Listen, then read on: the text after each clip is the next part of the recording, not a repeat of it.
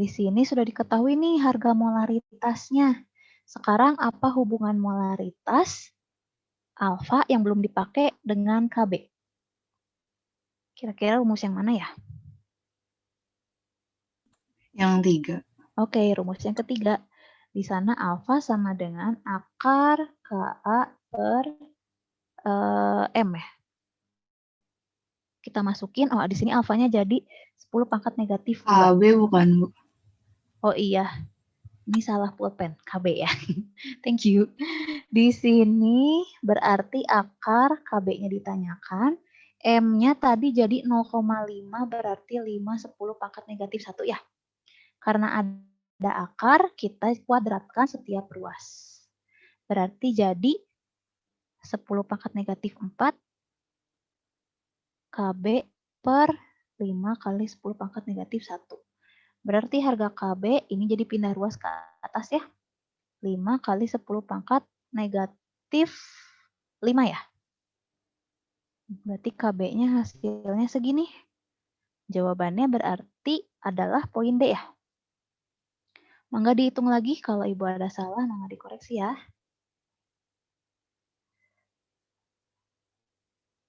Udah betul lah hitungannya. Oke, bisa ada yang mau screenshot dulu boleh. Kita lanjut ke nomor 8 ya. 8. Di antara persamaan reaksi berikut, reaksi yang menghasilkan endapan. Ini konsepnya ada di reaksi asam basa. Di sini yang menghasilkan endapan itu nanti ada teorinya yang di tabel.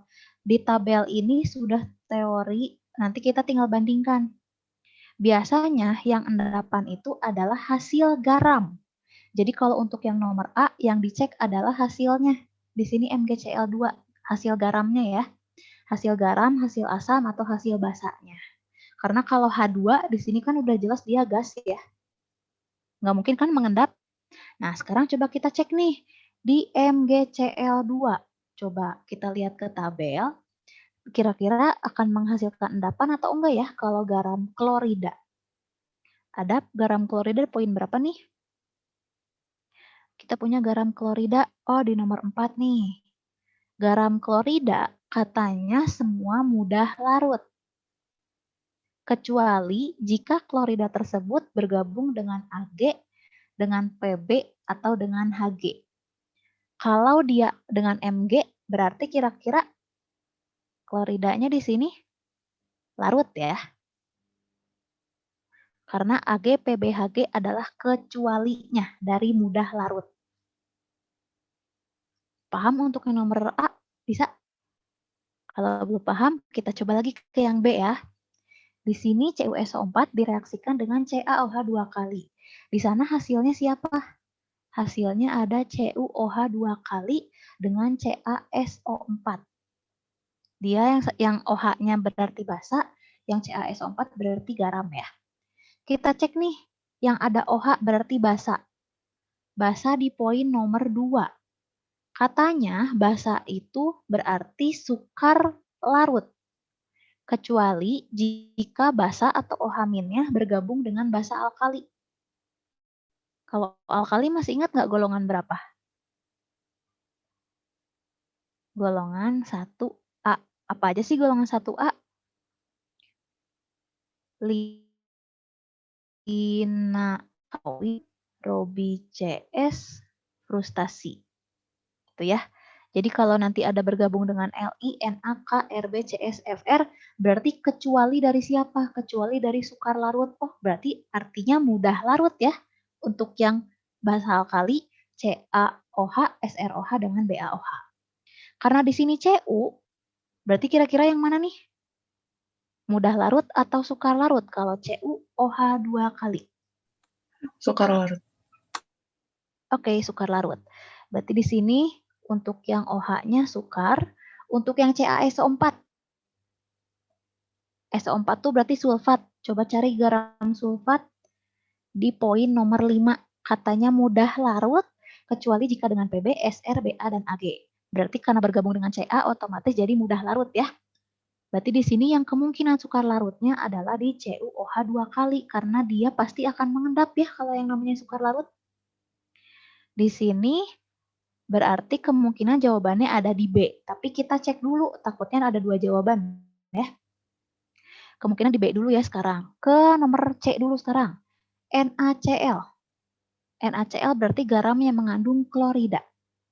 Poin nomor 4 lagi nih. Di klorida katanya mudah larut.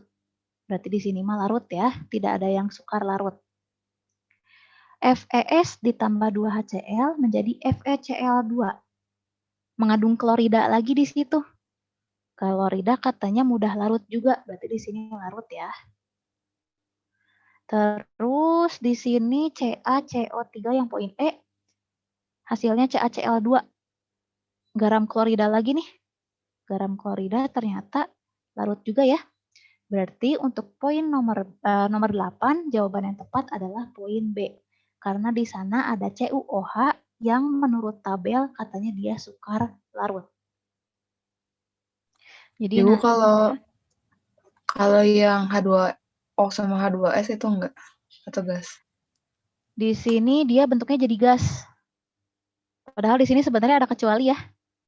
Tapi biasanya kalau yang asam itu, yang H2S biasanya bentuknya gas kan. Di sini jadi kita lebih ke poin yang CuOH2. Karena dia yang namanya Cu, pokoknya logam-logam ya, logam-logam berat, Cu, Pb, Hg, yang kayak gitu-gitu, biasanya memang susah untuk larut, jadi pasti suka larut. Jadi di sini sebenarnya clue-nya bisa aja dilihat dari, oh dia ada Cu-nya. Yang namanya tembaga, dia adalah salah satu logam berat, maka dia pasti akan susah larut. Untuk memastikannya, kita cek lagi ke tabel. Jadi di sini memang agak ribet karena kita harus menghafal tabel ya. Tapi mudah-mudahan soalnya nggak keluar sih yang kayak gini. Biasanya reaksi-reaksi mereaksikan saja. Oke, nomor 8, Ibu rasa cukup ya. Kita sudah dapat jawabannya di poin B. Nomor 9, di antara garam berikut yang sukar larut dalam air. Masih seperti yang tadi. Ingat tadi kalau sukar larut, kebetulan di sini semua optionnya mengandung Cl. Berarti kita hanya fokus di garam klorida. Tadi garam klorida semuanya mudah larut, kecuali jika ada Ag, jika ada Pb, jika ada Hg. Maka yang sukar lah, berarti ini yang jadi sukar ya. Kira-kira yang mana jawabannya yang sukar larut untuk nomor 9? Yang E. Oke, udah ketahuan langsung di situ Ag. Ag di sini adalah perak ya. Perak salah satu logam berat, jadi susah untuk melarut. 9 sudah dapat jawaban, kita ke nomor 10. Di antara logam berikut yang tidak dapat bereaksi dengan asam sulfat encer untuk menghasilkan gas hidrogen. Di sini ada teorinya dulu, bahwa dari sini masuknya reaksi redoks ya. Bahwa ketika logam direaksikan dengan asam kuat encer, maka akan menghasilkan garam ditambah gas hidrogen. Nah, logamnya di sini harus lebih aktif dari hidrogen. Nanti ada deret volta. Yang jelas asam kuatnya bukan HNO3 dan bukan H2SO4. Garam yang terbentuk harus biloxnya rendah. Deret voltanya seperti apa? Deret voltanya seperti ini. Katanya logamnya harus lebih aktif dari H. Berarti di sini kalau lebih aktif itu di sini tuh yang tidak dapat bereaksi ya. Nah, buat lebih cepat menghafal, yang di sebelah ini ada H ya, ini hidrogen. Ini sebelah kanan, berarti ke sana sebelah kiri ya. Kalau sebelah kanan H, dia sukar bereaksi dengan H. Jadi di sini tidak bereaksi. Kalau yang di sini berarti bereaksi logamnya ya. Jadi ingat-ingatnya, kalau Ibu mah ingatnya curupuk hangus agak pahit au. Cuhaga petau. Itu adalah logam-logam yang tidak akan bereaksi dengan asam.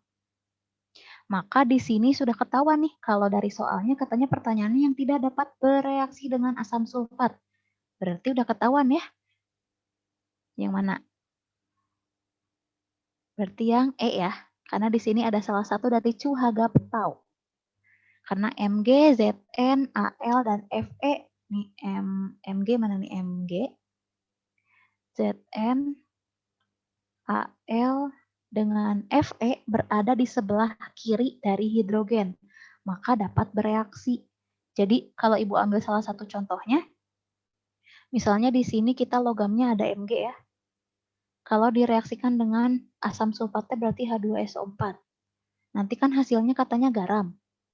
Kita pecah dulu nih, ini jadi H+ dengan SO4 2-. Yang namanya Mg dia adalah logam. Berarti kalau logam cenderung bermuatan positif.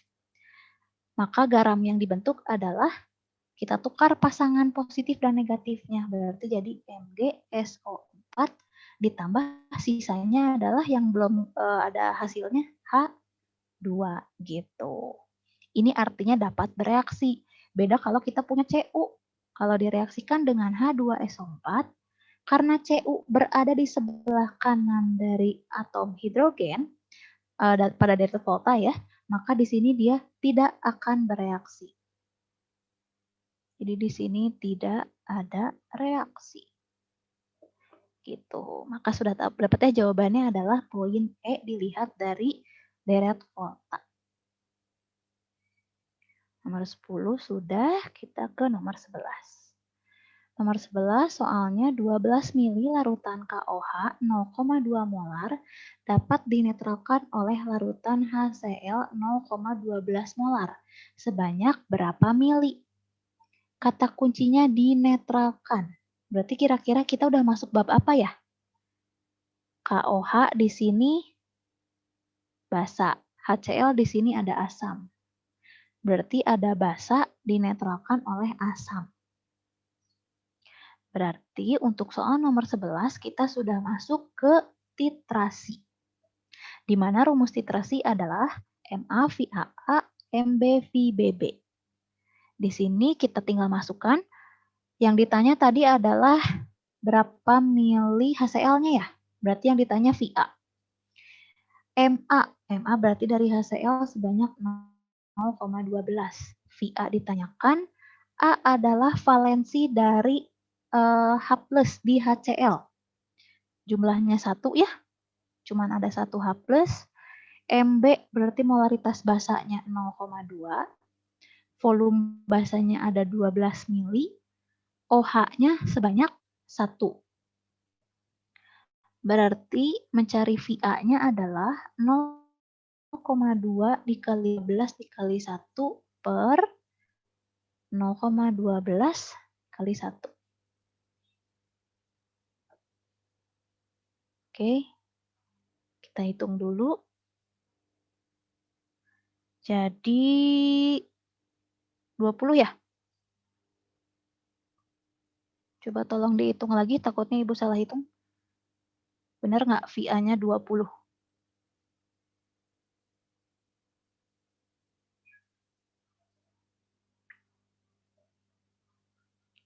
Nanti dicek lagi ya hitungannya. Kalau VA-nya 20, maka jawabannya kita dapat volume asam yang digunakan adalah sebanyak 20 mili, maka option yang dipilih adalah poin D.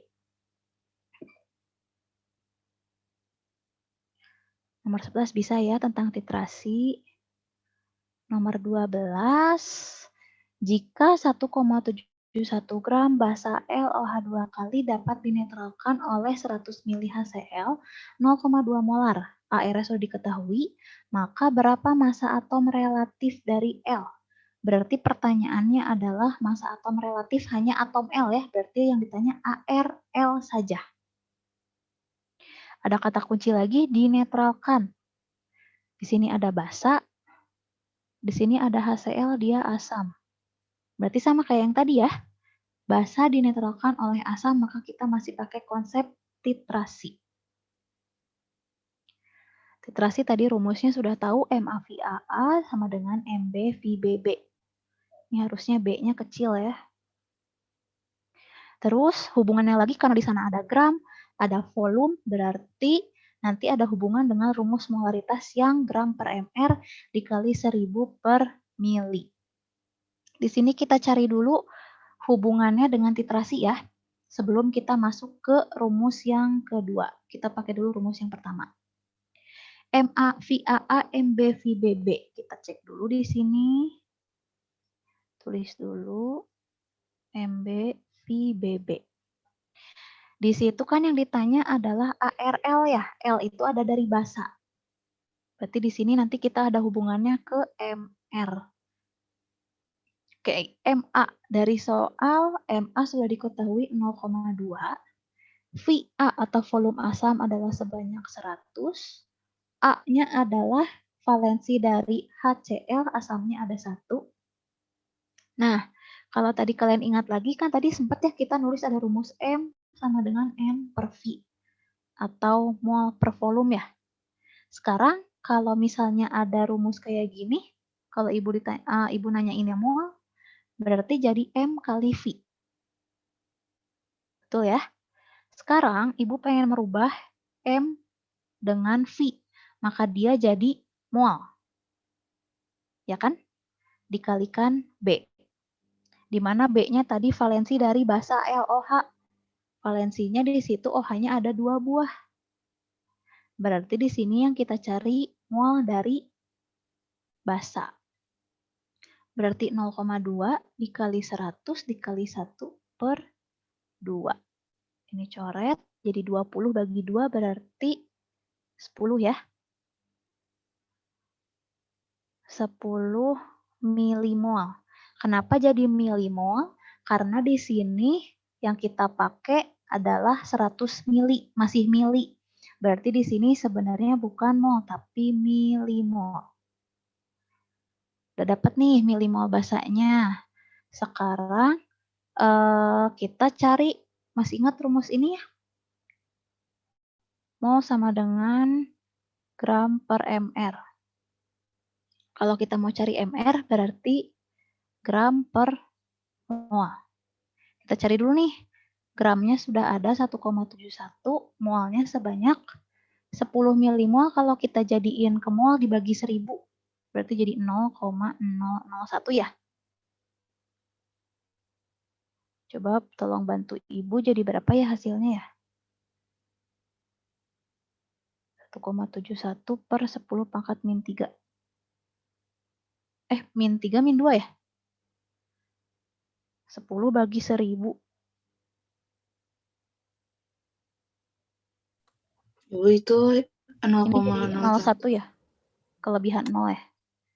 Ini 01, berarti di sini 0,01, berarti ini jadi 0, min 2 ya. Berarti jadi 171. Sekarang yang ditanya hanya ARL.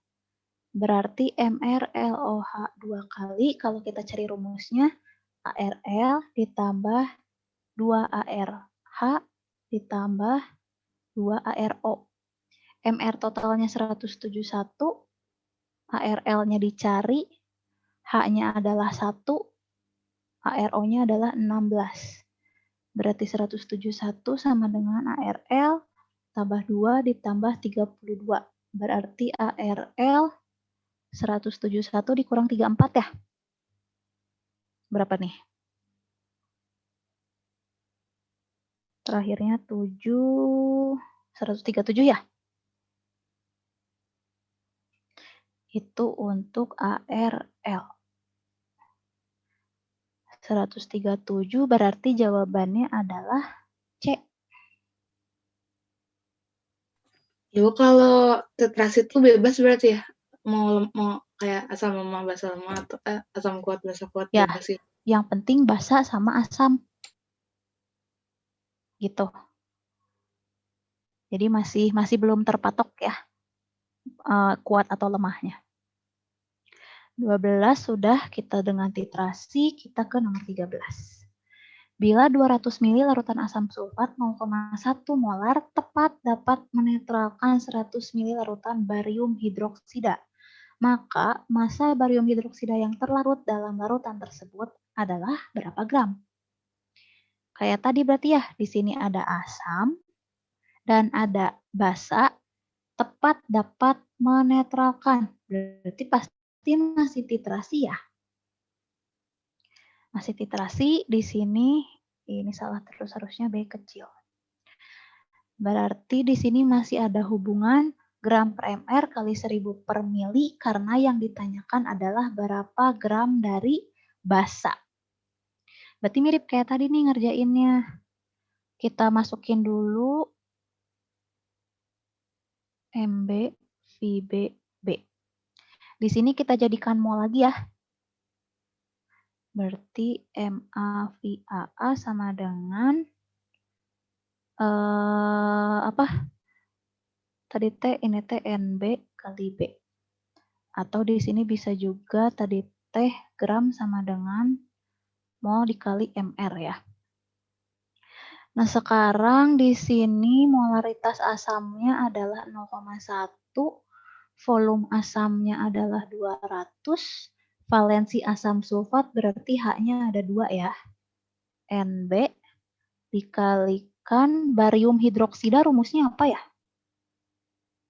BaOH 2 kali. Berarti ada valensi basa ya, sebanyak 2.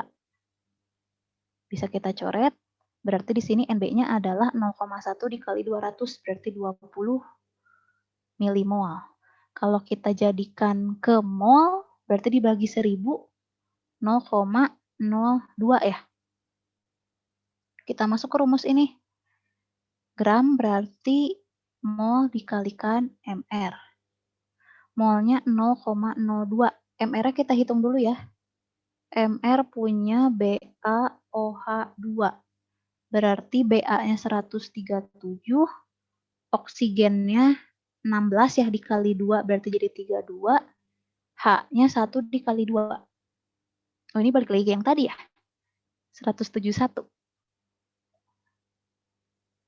Coba hasilnya berapa ya? 0,02 dikalikan 171. Ada yang udah bantuin hitung?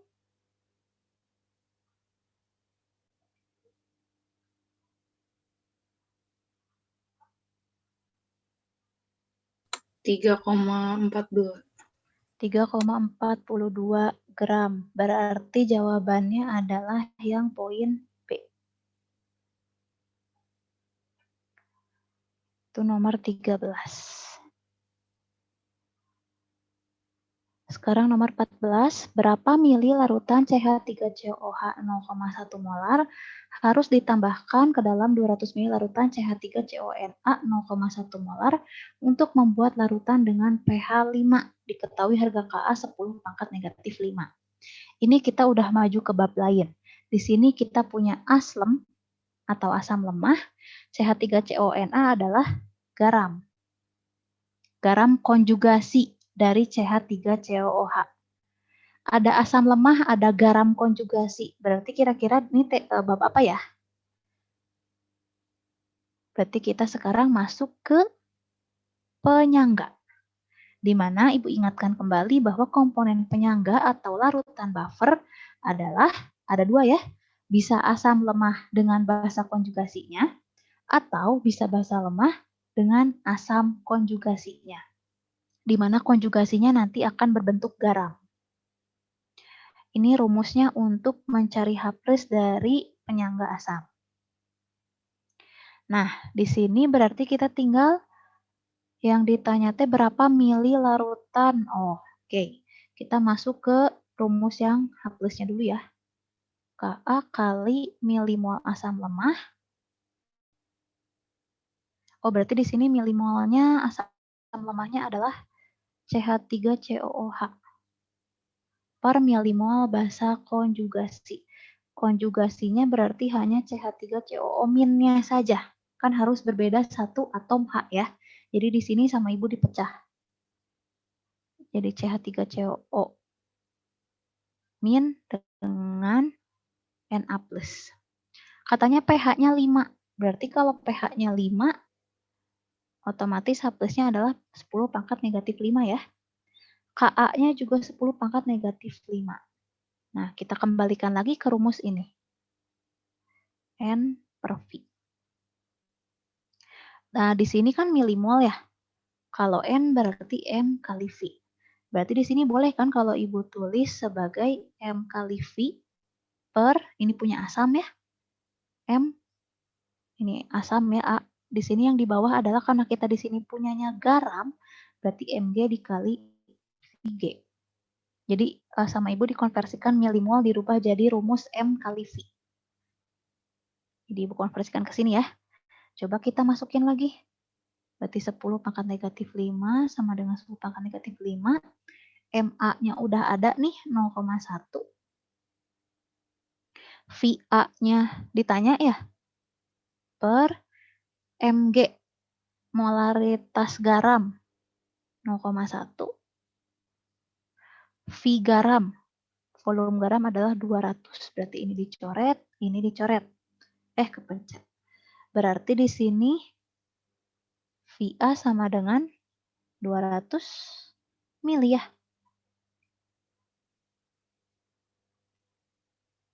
Sampai sini bisa dipahami ya. Jadi ini kita pakai konversi rumus mol menjadi M dikalikan V supaya kita bisa langsung mencari volume asam. Maka jawabannya adalah E. Sekarang kita ke nomor 15, kita sudah setengah jalan. Larutan penyangga terbentuk pada campuran apa? Yang mana nih kira-kira? Larutan penyangga Ibu ingatkan kembali tadi harus terdiri dari bisa asam lemah dengan basa konjugasinya atau bisa basa lemah dengan asam konjugasinya. Di mana syaratnya kalau ada soal seperti ini, penyangga itu berarti yang lemah milimolnya harus lebih besar supaya bersisa. Kebetulan di soal kita udah dapat nih semuanya seragam. Dari A sampai E, NH3 ini merupakan basa lemah. Sedangkan HCl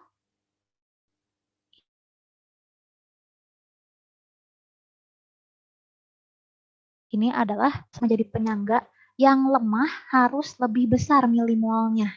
Kita tinggal hitung. Kan tadi udah tahu, mencari milimol adalah M dikalikan V. Kita tulis aja di sini ya, milimol M dikali V. Coba kita hitung milimol yang A, punya NH3. 100 dikali 0,1.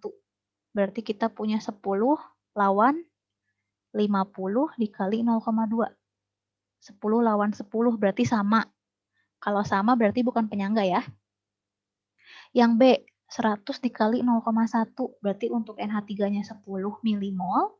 Untuk HCl-nya 50 kali 0,1 berarti 5.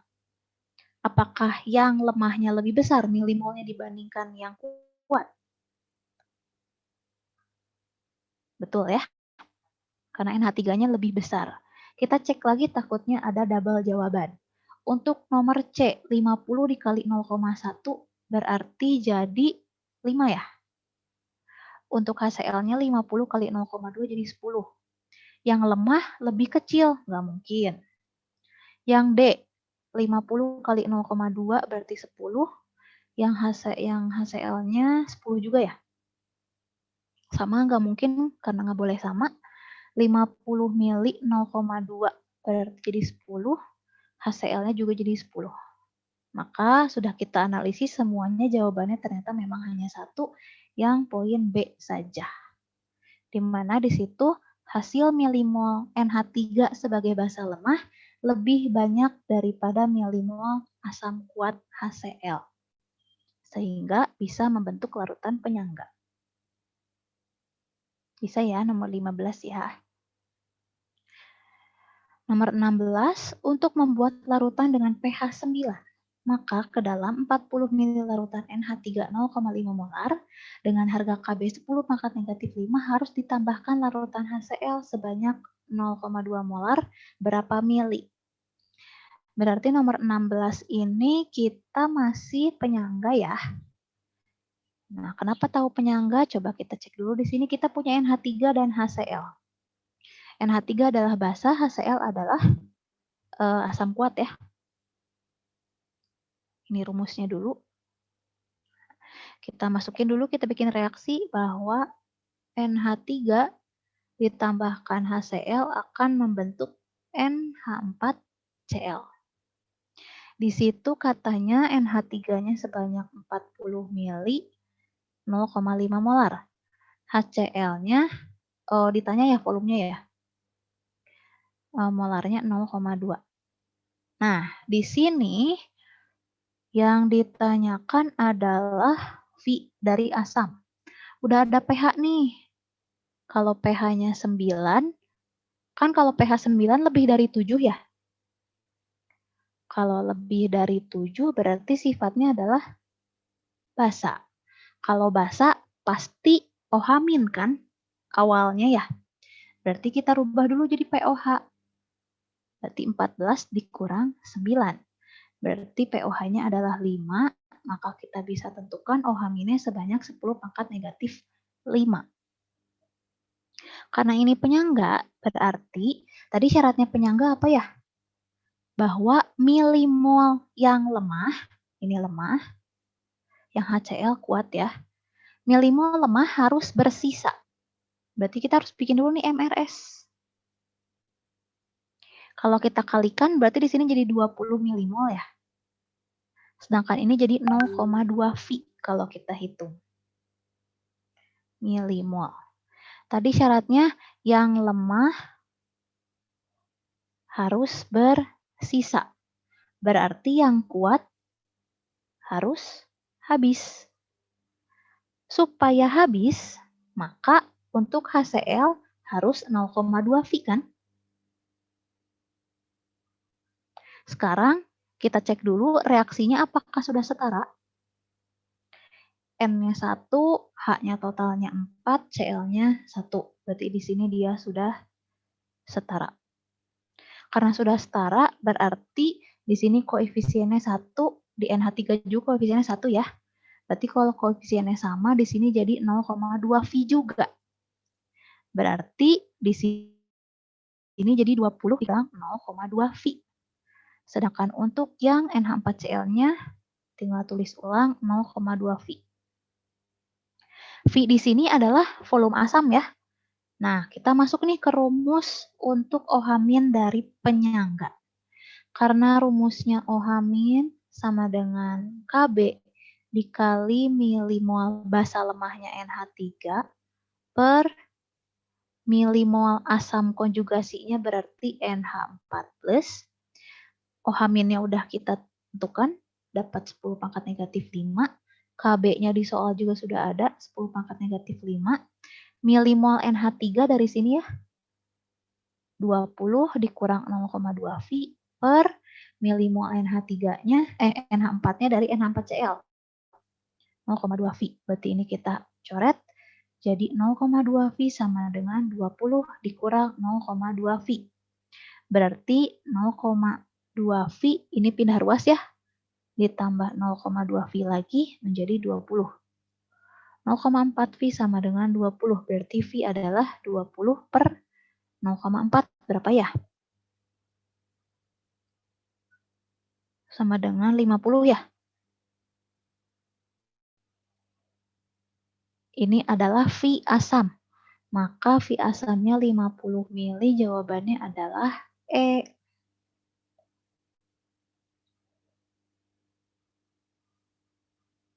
Bisa dipahami 16? Kalau ada yang mau ditanyakan boleh ya. Kita lanjut, kita masih ada setengah jam lagi. Nomor 17. Kita udah masuk ke hidrolisis sekarang. Dari garam berikut yang mengalami hidrolisis total adalah, Ibu ingatkan kembali yang namanya hidrolisis itu ada 4 macam ya. Ada yang AK ditambah BK berarti kuat sama kuat ya. Itu artinya tidak akan terhidrolisis. Kalau yang ada lemahnya di basa berarti nanti sifat garamnya akan cenderung ke asam. Dia akan terhidrolisis sebagian. Jadi ini nanti pH-nya netral. Kalau yang ini pH-nya akan asam ya, ikutin yang kuat, berarti pH-nya kurang dari 7. Untuk yang Al, berarti asamnya lemah ditambah basa kuat, nanti garamnya juga akan terhidrolisisnya sebagian. Karena yang kuatnya basanya, berarti nanti pH-nya akan lebih dari 7. Sedangkan untuk yang sesama lemah, kalau asam lemah ditambah atau direaksikan dengan basa lemah juga, maka nanti akan terhidrolisis total, di mana nanti kita tidak bisa menentukan harga pH, tapi kita bisa menentukan sifatnya dari harga Ka dan Kb. Jadi nanti di sini tergantung Ka dan Kb, di mana yang tadi kalau Ka-nya lebih besar, kalau Ka lebih besar daripada Kb, masih ingat ya, ini berarti asam. Kalau Ka-nya sama dengan harga Kb berarti netral. Kalau Ka-nya lebih kecil daripada Kb berarti sifatnya garamnya adalah basa. Di sini yang ditanyakan adalah dari kelima pilihan, mana yang mengalami hidrolisis total. Hidrolisis total berarti kita poin yang terakhir ya, harus dari yang asam lemah dengan basa lemah. Kita cek di poin pertama ada NH4Br. NH4Br itu berasal dari NH4OH dengan HBr. NH4OH-nya adalah basa lemah, HBr-nya adalah asam kuat. Berarti tidak termasuk ya karena ada yang kuat. Berarti nomor A salah. Yang B, K2CO3. K2CO3 berasal dari basa KOH dan CO3-nya berarti asam, H2CO3. KOH-nya adalah basa kuat, H2CO3-nya adalah asam lemah. Ada yang kuat berarti tidak termasuk ke hidrolisis total juga ya. Karena yang kita cari sesama lemah, lemah dengan lemah. Yang C, di situ yang C, BaCO3. Dari BaOH 2 kali dengan H2CO3. BaOH 2 kali adalah basa kuat, H2CO3 adalah asam lemah. Berarti tidak juga dikatakan sebagai hidrolisis total. AlCl3, dia berasal dari AlOH 3 kali dengan HCl. AlOH 3 kalinya adalah basa lemah, HCl-nya asam kuat. Masih ada yang kuat, berarti tidak hidrolisis total. Wah, kemungkinan berarti yang E ya. Al2CO3 3 kali. Berarti ini terbentuk dari AlOH 3 kali dengan H2CO3. AlOH-nya adalah basa lemah, H2CO3-nya asam lemah. Berarti yang Al2CO3 3 kali adalah jawaban yang tepat karena dua-duanya berasal dari asam lemah dan basa lemah. Berarti bisa terhidrolisis total.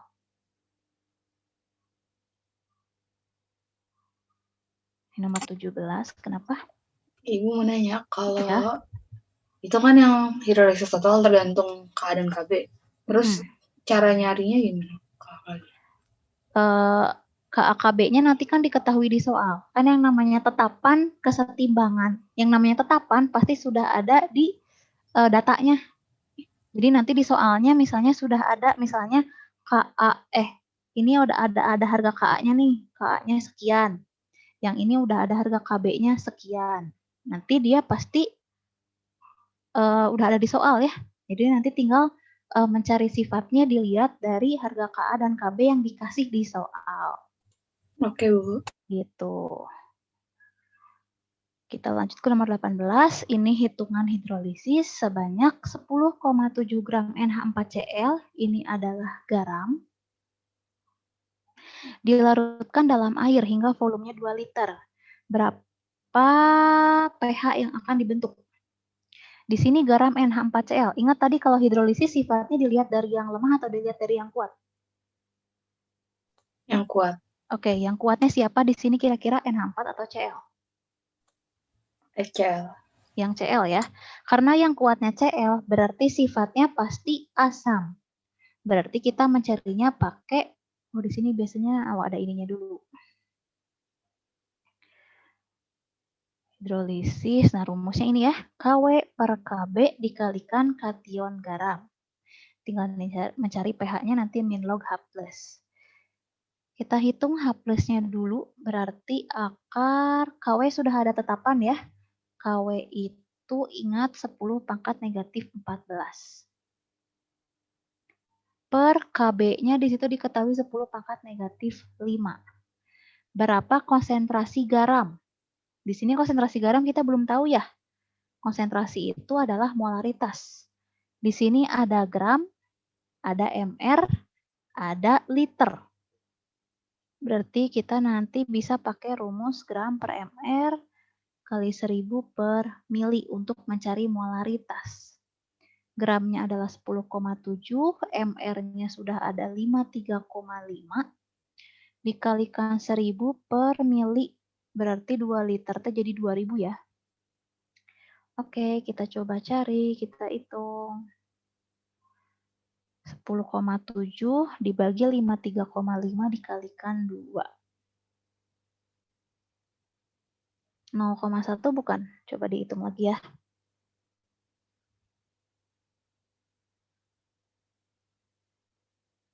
Berarti jadi 10 pangkat negatif 1 ya. Kita masukkan di sini berarti 10 pangkat negatif 1. Kalau kita hitung berarti jadi 10 pangkat min 10 ya totalnya ya. Berarti konsentrasi H plus adalah 10 pangkat negatif 5.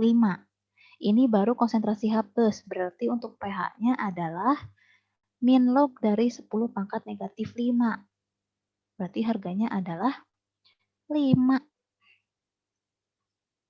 Maka jawabannya adalah yang B.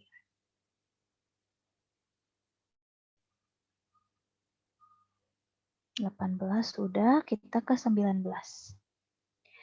50 mili larutan CH3COOH 0,1 molar, sudah ada harga Ka-nya 10 pangkat negatif 5, direaksikan dengan 50 mili larutan KOH 0,1 molar. Berapa pH campuran yang terjadi? Di sini kita nggak tahu nih, apakah reaksi yang akan terjadi dia adalah penyangga atau hidrolisis. Di sini, biar kita perbedaannya ya. Kalau hidrolisis, ini yang bersisanya hanya garam dan air. Otomatis asam sama basanya habis dua-duanya bereaksi. Kalau penyangga, mau itu penyangga asam atau penyangga basa, yang bersisa adalah yang lemah dan garamnya. Jadi yang kuat akan habis untuk penyangga. Itu untuk membedakan dari reaksi ya. Kira-kira di sini soalnya masuknya kemana nih? Kita reaksikan dulu dengan MRS. Nanti mula-mula reaksi sisa. Kemudian di sini udah ketahuan di sini hidrolisis ya karena ada clue-nya. Kita buktikan dulu kenapa hidrolisis. Reaksikan dulu asamnya, direaksikan dengan basanya KOH. Berarti hasil garamnya adalah CH3COOK ditambahkan dengan H2O. Setarakan dulu. CH3COO-nya ada 1 masing-masing, H-nya jadi 2, sudah oke udah. Udah setara ya. MRS. Ada MRS berarti kita hitung dulu milimolnya dari masing-masing. Untuk yang CH3COH 50 sama 0,1. Berarti jadi 5 milimol ya. Yang KOH sama 5 milimol. Karena koefisiennya semua sama dan milimolnya juga sama, berarti akan habis bereaksi dua-duanya. Tadi kalau yang sisanya di sini hanya garam dengan air, berarti jelas sudah masuk hidrolisis ya. Yang bersisa adalah garam. Kita cek di sini garamnya CH3COOK. Berarti dia cenderung ke sifat asam atau ke sifat basa ya? CH3COOK yang kuatnya adalah KOH basa. Berarti ini Al, ini BK. Berarti sifatnya nanti kita carinya pakai OH-. Ini rumusnya harusnya ganti ya dengan OH- ya.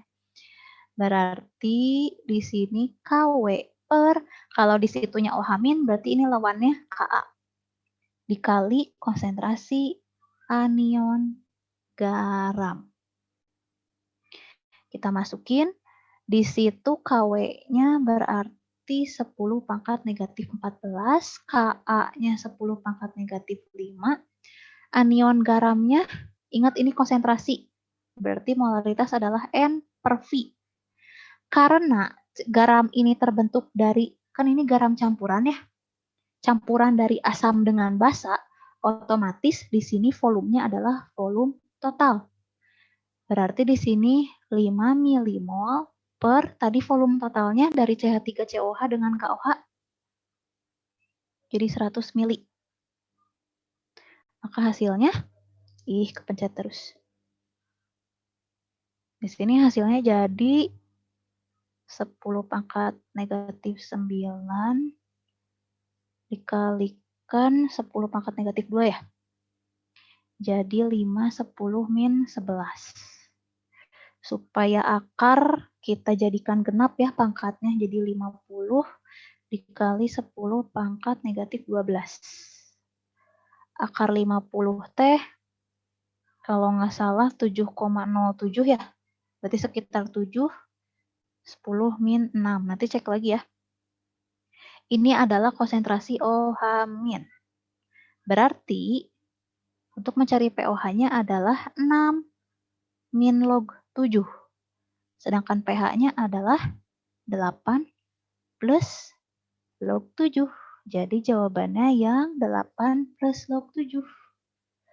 Ketemu ya, ada yang C. Ibu. Tadi kenapa pakainya OH-? Karena di sini garamnya ini adalah garam basa. Di sini kan ani yang lemah, ini yang kuat kan? Tadi ingat ya, kalau hidrolisis itu bergantungnya sifatnya dari yang kuat kan? Hidrolisis itu tergantung yang kuat sifatnya.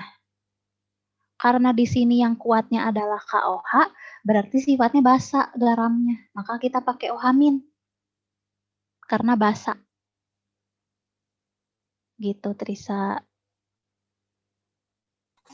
Oke, Ibu. Oke. Jadi nanti kalau si garamnya asam, berarti baru kita pakai H+. Kalau yang bersisanya basa, berarti kita pakai OH-. Jadi ini ceritanya, clue-nya harusnya diganti dengan OH- ya, ininya ya. Ganti dengan OH-. 19 sudah, kita ke 20. Di antara campuran berikut yang dapat menghasilkan garam yang bersifat asam. Kira-kira gimana ya? Garamnya harus bersifat asam. Berarti yang kuatnya harus asam kan? Berarti kita harus mencari reaksi asam kuat direaksikan dengan basa lemah supaya menghasilkan garam dengan air. Di sini kita cek dulu mana yang benar termasuk asam kuat dan basa lemah. Poin A. Poin A itu CH3COOH-nya termasuk asam apa ya?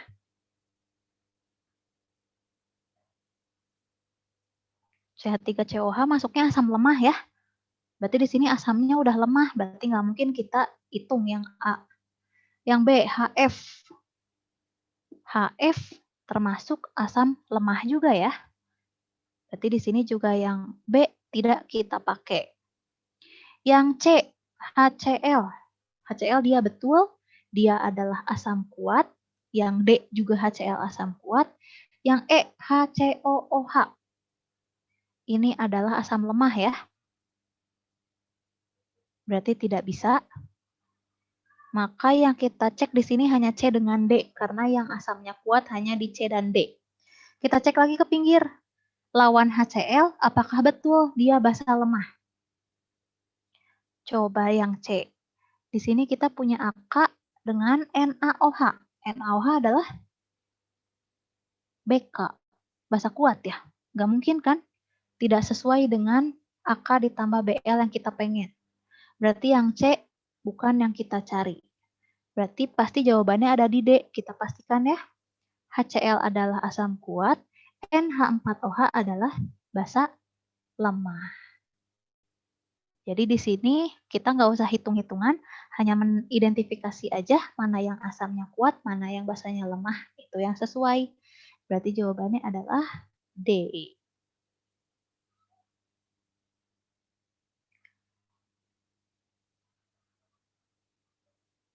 Oke, di sini kita ke nomor 21. Hitunglah massa amonium nitrat dengan MR80 yang terlarut dalam 250 ml larutan sehingga pH-nya menjadi 5,5. Diketahui harga Kb-nya 2 kali 10 pangkat negatif 5.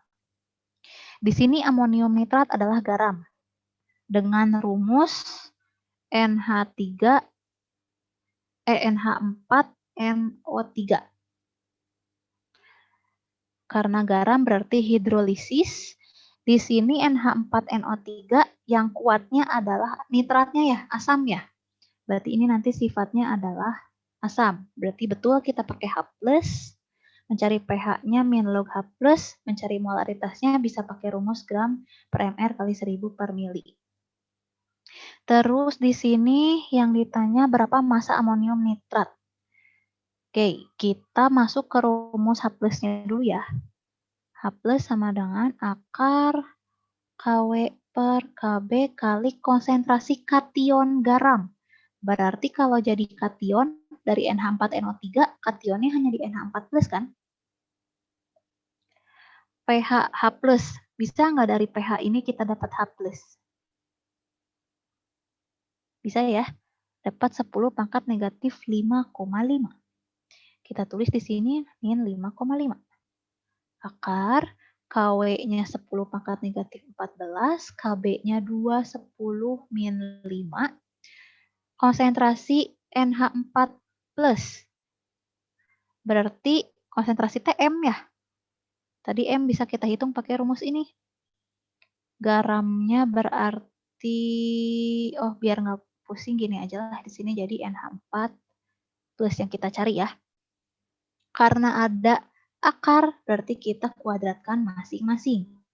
Jadi 10 pangkat negatif 11 sama dengan 10 min 14 per 2 kali konsentrasi NH4+.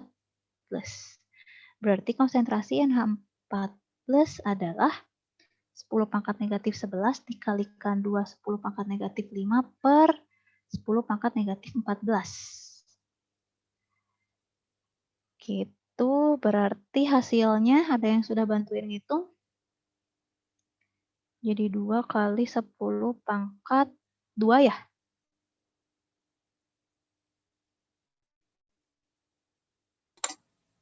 Min 2 ya? Min 2, betul. Jadi molaritas, oke. Karena di sini rumus molaritas adalah gram per mr kali 1000 per mili, berarti yang kita cari tadi adalah gram ya? Yaudah deh, kita hitung 2 kali 10 pangkat min 2. Gram dicari, MR yang udah ada 80, 1000 per 250. Berarti gram adalah 210 min 2 dikali 20. Berarti hasilnya adalah jadi 0,4 ya? 0,4 berarti kita punya pilihan di option B.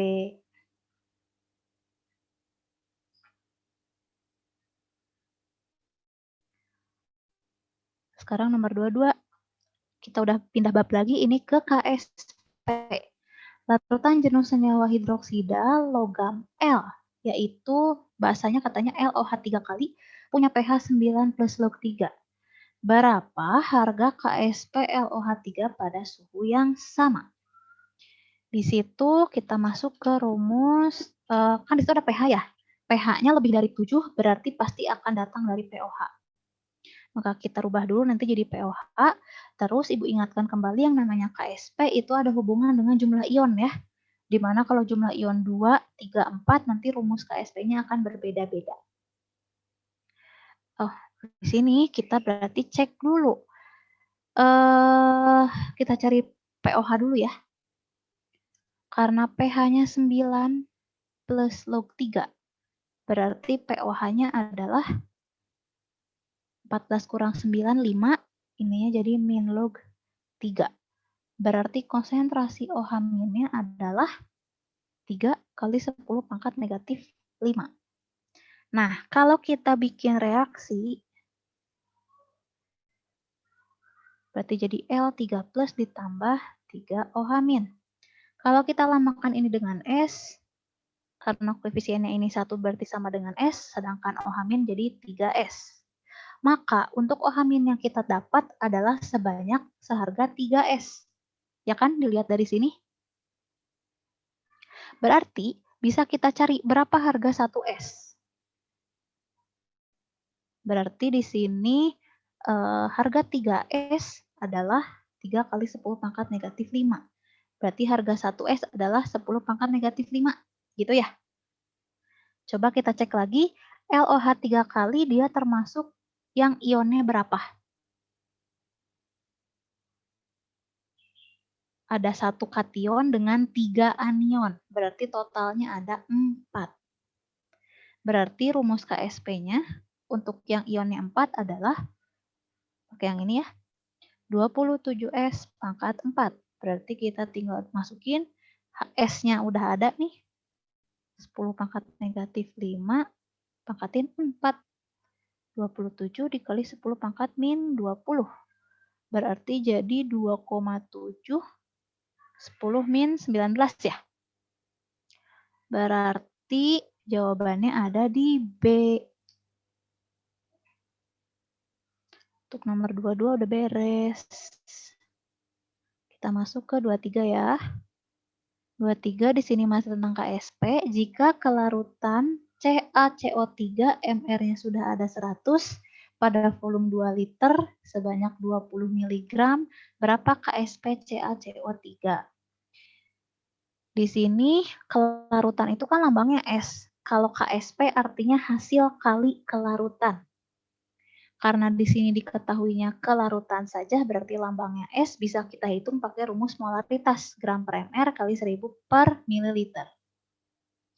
Nanti ada hubungannya lagi dengan KSP yang jumlah ion ya. Di sini kita cari dulu nih harga molaritasnya. Harga S itu kan sama dengan molaritas ya, berarti gramnya 20 gram, dijadiin gram. Berarti jadi 0,02 gram ya. 0,02 per 100 dikali 1000 per 2 liter. Berarti jadi hasilnya adalah ini 2 berarti tinggal 10 min 4 ya. Coba hitung lagi ya. Dapat nih molaritasnya 10 pangkat negatif 4. Nah, sekarang karena CaCO3 ini adalah kita pengen cari harga KSP-nya. Kalau CaCO3 kan kalau kita pecah jadi Ca2 plus dengan CO3 2-. Berarti jumlah ionnya ada 2 ya. Berarti rumus untuk yang KSP ionnya 2 adalah S kuadrat. Berarti tinggal 10 pangkat min 4 dikuadratkan jadi 10 pangkat negatif 8 harga KSP untuk CaCO3. 10 pangkat min 8 berarti jawabannya adalah B.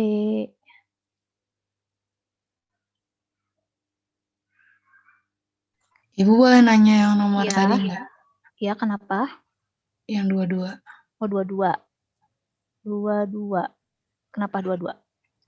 Itu kan dari LOH3 dipecah jadi L3 plus sama 3 OH-. Itu Ya. jadi 3S. Mm-mm. Itu kenapa disamain sama yang OH- di atas? Aku bingungnya itu sih, Bu. Terus Kan tetap ini 3S. kan konsentrasi OH- itu sebanyak 3S kan? Konsentrasi OH- teh sebanyak 3S. Sedangkan OH- tadi udah kita dapat dari perhitungan pH. Sebanyak 3 kali 10 pangkat negatif 5. Berarti ini sama dengan 3S. Oh, jadi 3S itu OH- bukan 3 OH-. Iya, Oh, 3S itu hanya OH- saja, bukan 3 OH- ya. Nah, kita lanjut tadi ke 24 berarti ya. 24 masih KSP. Diketahui KSP Ag2SO4 sebanyak 1,2 kali 10 pangkat negatif 9. Kelarutannya adalah, kelarutan dalam. Ini berarti ada efek ion senama. Efek ion senama itu berarti konsentrasi ion senama dalam larutan jenuh dianggap sangat kecil. Sehingga kita akan mengambil konsentrasi ion senamanya dari zat yang ditambahkan. Di sini yang samanya adalah SO4 kan? Yang sudah ada harga KSP adalah Ag2SO4, berarti ini adalah larutan jenuhnya. Berarti SO4 yang ada di AgSO4 tidak akan kita hitung karena katanya sangat kecil. Berarti SO4-nya hanya kita ambil dari Na2SO4 yang ditambahkan ke dalam Ag2SO4. Di sini nanti efek ion senama ini akan memperkecil kelarutan suatu garam dalam air. Pengerjaannya gimana? Berarti di sini kita bikin dulu kan udah diketahui ya harga KSP untuk Ag2SO4 adalah 1,2 10 pangkat negatif 9. Terus kalau kita bikin Ag2SO4 kalau kita pecah jadi 2Ag plus ditambah SO4 2 min. Terus di sini kalau ini S berarti ini 2S, ini S. Kalau rumus KSP-nya berarti jadi konsentrasi Ag plus dipangkatkan koefisien dikalikan SO4 2 min ya. Di sini KSP-nya sudah ada 1,2 kali 10 pangkat negatif 9. Konsentrasi Ag plus di soal tidak diketahui. Berarti kita mencari. Sedangkan SO4 ini diambil dari Na2SO4. Berapa molar sih Na2SO4? Sebanyak 0,12. Berarti konsentrasi Ag plus kuadrat adalah 1,2 10 pangkat negatif 9 per, ini yang 0,12 Ibu jadiin 1,2 10 pangkat min 1 ya. Berarti ini bisa dicoret.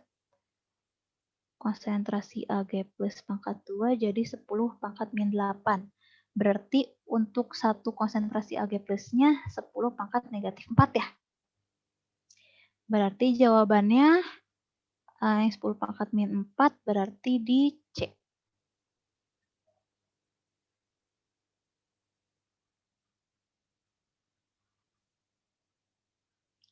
Nomor 24.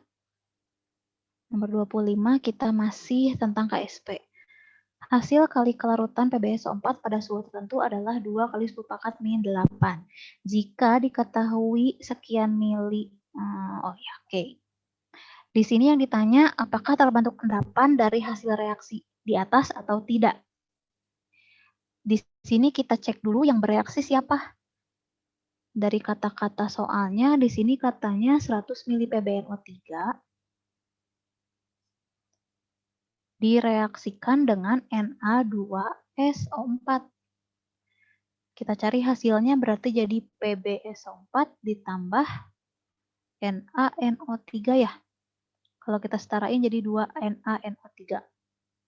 Terus di situ PbNO3-nya 100 mili 0,03 molar. Ini 400 mili 0,05 molar. Di sini sudah ada KSP punya PbSO4. Katanya 2 10 pangkat negatif 8. Terus,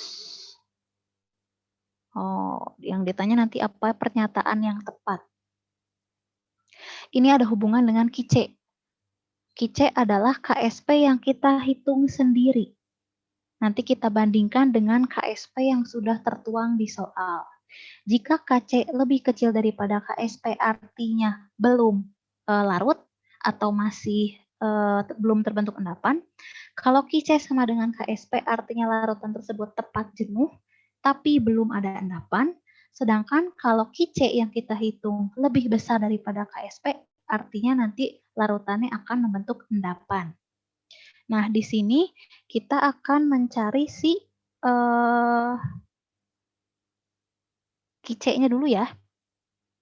Kita cari dulu di sini berarti KIC-nya, Karena yang diketahui KSP-nya adalah PbSO4, kita fokusnya di PbSO4.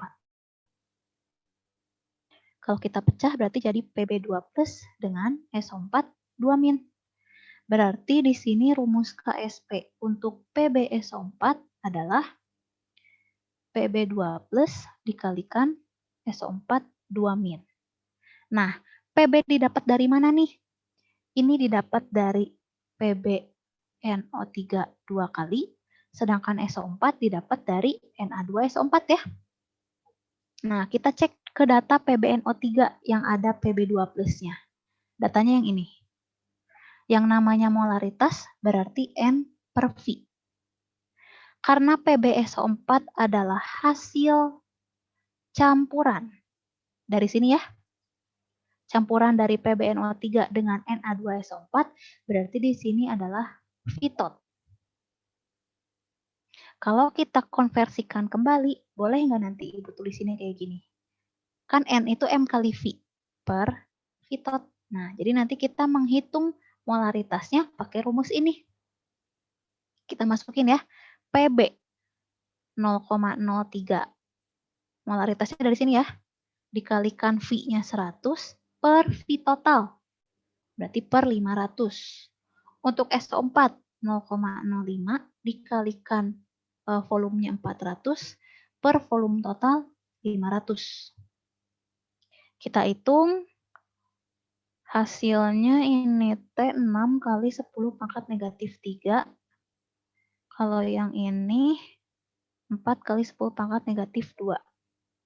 Berarti jadi 24 dikali 10 pangkat negatif 5. Berarti jadi 2,4 dikali 10 pangkat negatif 4. Ini adalah kice. Kita bandingkan harga kice yang harganya 2,4 10 pangkat negatif 4. Kita bandingkan dengan KSP yang katanya di soal 2 10 pangkat negatif 8. Apakah lebih besar atau lebih kecil?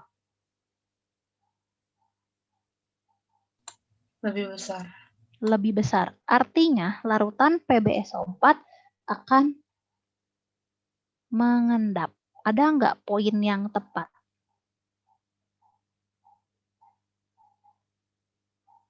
Terbentuk endapan PbSO4 ya. Jadi poin. Kenapa? Itu kan kalau misalnya yang buat si KSP itu kan yang dikalinya itu konsentrasinya kan, S-nya itu kan M kan ya Bu ya. Itu kenapa terus kayak yang pas yang PB20 sama SO4 2-nya dia tinggal dimasukin yang M-nya aja. Kenapa kayak dikaliin sama yang V-nya juga gitu yang ini. Itu jadi kita ini pakai substitusi rumus-rumus. Bentar ya kita ulang lagi. Kan tadi molaritas itu adalah N per V ya. Tapi tadi karena PbSO4 adalah hasil campuran dari reaksi PbNO3 ditambah Na2SO4, berarti nanti jadi V-tot kan, V total. Nah, sama Ibu, karena di sini Pb berasal dari zat, ini kan Pb dari sini ya. SO4 dari sini kan datanya. Molaritas sama volumenya beda kan masing-masing. Nah, jadi sama Ibu bakal di ini lagi, ini molaritas aslinya, ini volume aslinya per volume total. Supaya langsung masuk ke rumus KSP. Karena kan nanti sama aja ya, M kali V itu kan jadi mol, jadi N ini kan. Ujung-ujungnya ke sini lagi. Jadi maksudnya biar datanya bisa langsung kita pakai tanpa pisah-pisah rumus gitu. Jadi biar kita bisa gabung aja. Jadi cara cepatnya bisa langsung pakai rumus molaritas sama dengan molaritas di awal dikalikan volume di awal per volume total. Gitu.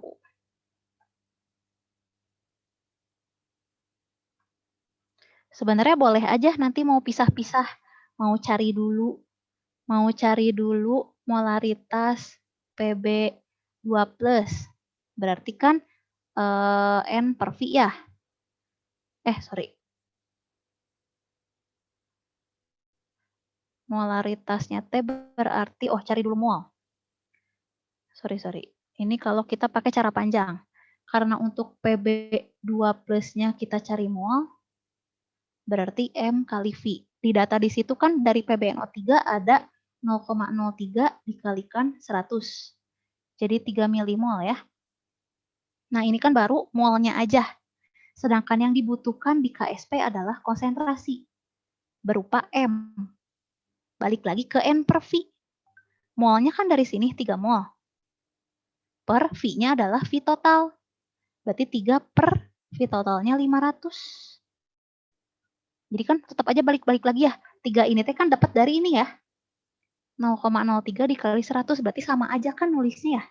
Boleh langsung 0,03 dikali 100 per 500 atau boleh dipisah kayak gini. Cari mol dulu baru cari molaritas.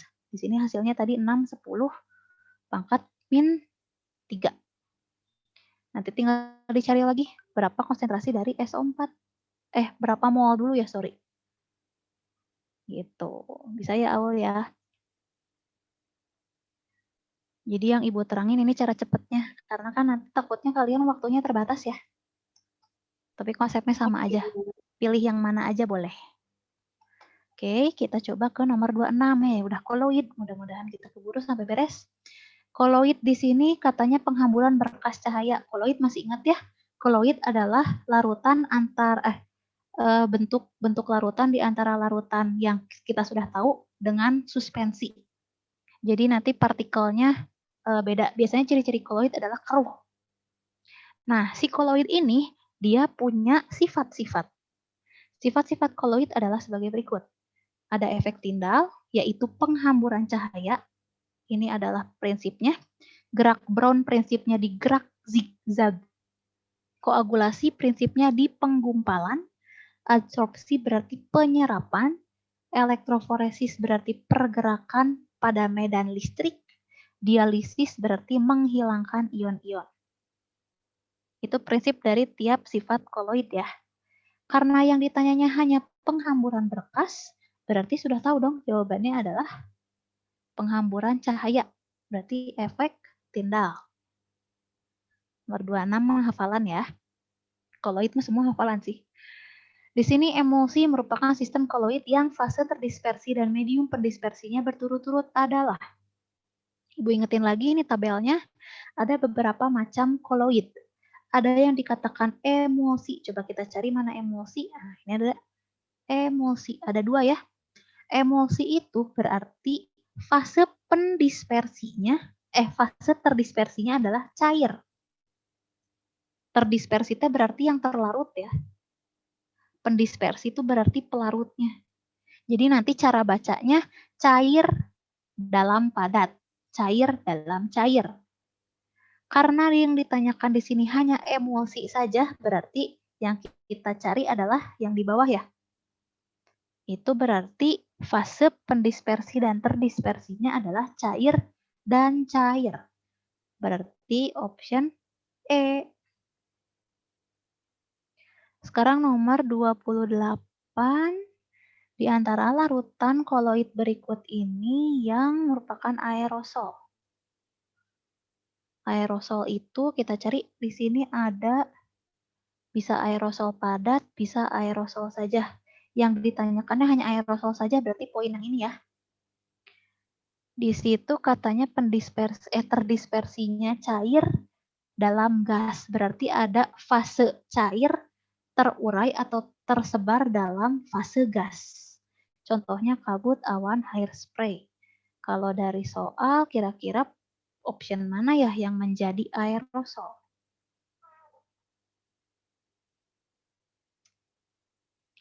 Oh, di sini kayaknya aerosolnya harusnya kurang lengkap ya, karena jawabannya di sini hanya kalau susu ya. Kalau susu kan berarti dia cair ya, tersebar dalam fase cair. Berarti cair-cair namanya tadi emulsi. Jelly, coba cari gel. Nih gel. Gel itu berarti dia adalah cairan yang tersebar dalam bentuk padat. Kan kalau jelly awalnya cair dulu ya, terus dia terjebak dalam bentuk padat. Berarti dia namanya emulsi padat. Terus asap ini berarti dia fase terdispersinya adalah padat. asap itu kan kalau kalian pernah misalnya di mana ya? Bayangin aja lah kalian lagi masak. Terus kalau misalnya kalau kadang kita bersihin atap bagian di atas kompor kadang kan suka berkerak tuh si asapnya. Nah, itu kan dari asap yang memadat ya. Dia sebenarnya padatan kan partikel yang menguapnya. Dia padat tersebar, kenapa bisa menguap? Berarti dia tersebar dalam bentuk gas. Jadi padat dalam gas. Itu namanya aerosol padat. Untuk yang poin D yang cat itu kalau sudah kering kan aslinya dia bentuknya padat ya. Tapi waktu kita di awal cat itu kan bentuknya cair. Jadi ceritanya padat yang disebar dalam cair supaya memudahkan untuk aplikasi dicairkan teh. Jadi dia adalah padat tersebar dalam bentuk cair. Kepencet. Padat dalam cair berarti namanya sol ya. Terus satu lagi karet busa. Karet busa teh kayak spons. Spons berarti dia adalah, kan yang kita lihat bentuknya padatan ya. Tapi dalam spons itu kan ada ruang-ruang seperti gas. Berarti dia adalah gas yang terjebak dalam bentuk padat. Gas dalam padat berarti namanya yang ini ya, buih padat. Jadi yang sesuai sama soal di situ yang aerosol berarti hanya satu ya, hanya asap saja. Harusnya di soalnya lebih ditekankan lagi aerosol padat ya harusnya ya. Jadi nanti silakan dihafalkan aja bentuk-bentuk macam-macam koloid. 29 peristiwa koagulasi dapat ditemukan pada peristiwa apa? Koagulasi itu kan tadi proses penggumpalan partikel koloid. Contohnya bisa dilihat di slide bahwa di situ ada beberapa contoh ya. Mana yang sesuai ini contohnya? Ketemu nggak? Contoh dari koagulasi yang sesuai dengan soal adalah terjadinya delta di muara sungai. Jadi delta itu seperti kayak endapan. Mungkin kalau delta itu kan adalah apa ya? Muara itu kan pintu dari si sungai sama si laut ya, itu kan konsentrasinya beda tuh. Nah, karena konsentrasi airnya beda, jadi kotoran-kotoran tuh akan mengendap di situ, membentuk namanya delta. Jadi yang namanya penggumpalan atau mengendap itu disebut dengan koagulasi. Jadi nomor 29 yang tepat adalah E ya. Satu lagi, di sini pembuatan koloid berikut yang tergolong cara dispersi. Berarti ini pembuatan koloid itu bisa dilihat di sini pembuatan koloid itu ada dua macam ya. Ada cara kondensasi, ini cara pertama. Ada cara kedua namanya dispersi. Apa bedanya kondensasi sama dispersi? Kalau kondensasi berarti dari partikel halus, ini dari halus menjadi lebih besar. Jadi partikel koloid. Jadi dari kecil ke besar. Kalau dispersi, kebalikannya. Dari yang partikelnya kasar menjadi partikel koloid. Berarti dari yang besar menjadi kecil. Gitu. Nah, macam-macamnya bisa kalian baca sendiri. Kalau kondensasi ada redoks, hidrolisis, dekomposisi rangkap, dan penggantian pelarut. Masing-masing contohnya ada di situ. Kalau dispersi juga ada mekanik peptisasi dengan busur Bredig. Nah, dari soal yang ada di atas, manakah yang tergolong cara dispersi? Tadi dispersi berarti dari yang kasar menjadi partikel yang kecil. Kira-kira yang mana ya? Di sini sebenarnya kan kalian udah tahu ya, urutan tuh ada larutan, terus ada koloid, baru ada suspensi. Suspensi adalah partikel yang paling besar ukuran partikelnya. Kira-kira di sini mana yang dari suspensi dibuatnya? Untuk yang poin A kan bisa dilihat dia sol belerang itu berarti ada di reaksi redoks ini ya. Ini berarti cara kondensasi. Yang B, pembuatan sol kanji dengan memanaskan suspensi. Berarti ini ya cara dispersi. karena dibuat dari suspensi partikel yang besar. Berarti jawabannya bisa dilihat adalah B, karena CDE itu ada di tabel semua ya. Ini kondensasi, ini kondensasi, ini kondensasi. Gitu. Jadi kalau mekanik itu cara sederhananya kayak digerus. Dari yang besar kita gerus jadi yang kecil, itu cara dispersi. Gitu, ada pertanyaan dulu untuk materi keseluruhan dari asam sampai koloid. Ibu mau lihat soal nomor 26 sama 27. 26. 26. Sama 27. 27. Sama nomor 1, Bu, makasih. Sama 1. Oh, berarti kita keluarin dulu. Nomor 1. Nanti soalnya sebelum kita keluar, Ibu kirim ulang ya di chat. Oke, Bu, makasih. Oke, di sini ada yang tanyain lagi? Ibu, pembahasannya boleh di-upload nggak, Bu? Tapi di sini tadi sekolahnya nggak dikasih tempat buat nguploadnya. Itu mau di-share di chat kata Ibu. Di-share di chat aja ya. Di sini Ibu itu dulu, save dulu.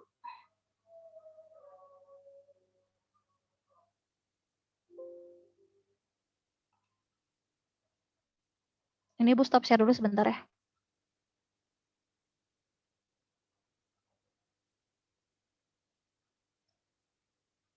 Oke, kita di chat.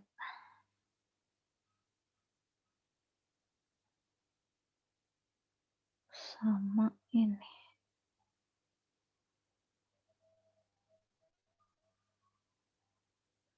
Lagi di-upload ya.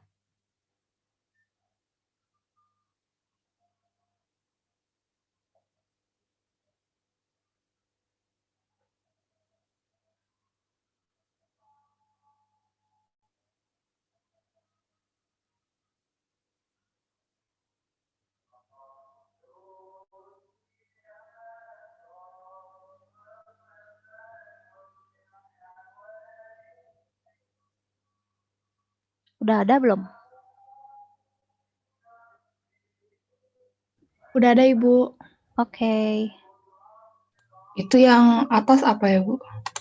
Yang atas tuh tadi soalnya aja tapi bentuknya PDF. Kalau yang PPT bentuknya tadi udah pembahasan, kalau yang soal doang bentuknya PDF.